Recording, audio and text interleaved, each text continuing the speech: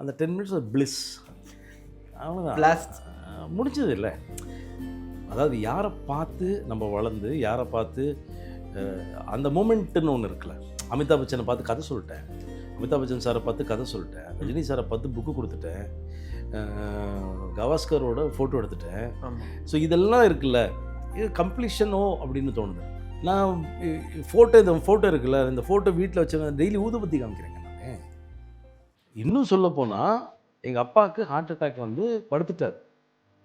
ஸ்கூலில் வந்து அப்பாவுக்கு ஹார்ட் அட்டாக்னு சொன்னால் நான் டென்ஷன் ஆவேன்னு சொல்லி அப்பாவோட ஃப்ரெண்டு வந்து பில்லா படத்துக்கு டிக்கெட் வாங்கியிருக்கலாம், அப்பா உன்னை வந்து பில்லா படம் பார்க்க கூப்பிடுறாரு அப்படின்னு சொல்லி கூப்பிட்டு போய் நான் ஹாஸ்பிட்டல் நிற்க வச்சாங்க.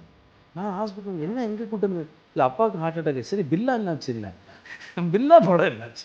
ஏய் அப்பா ஹாஸ்பிட்டல் சொன்னேன். இல்லைங்க நீங்கள் ஸ்கூல்லேருந்து என்கிட்ட என்ன சொல்லிட்டு பில்லா படம் டிக்கெட்டு தான் சொன்னீங்க.